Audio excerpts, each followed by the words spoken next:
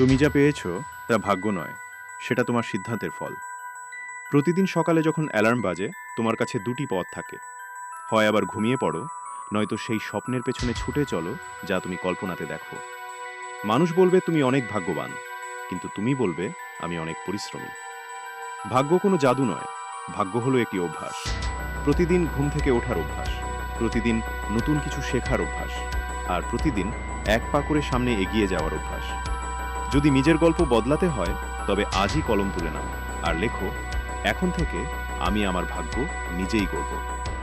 পথে বাধা আসবে হাজারবার, মানুষ হাসাহাসি করবে, তোমাকে আটকাবে আর বলবে কেন এত চেষ্টা করছো। কিন্তু মনে রেখো, যে নিজের ওপর বিশ্বাস রাখে সে নিজের ভাগ্য নিজেই লেখে। আর যেদিন তুমি সফল হবে, গোটা দুনিয়া বলবে ওর ভাগ্যটা কি দারুণ। তখন শুধু একটু মুচকি হেসে বলো, না বন্ধু, এই ভাগ্য আমি নিজেই বানিয়েছি।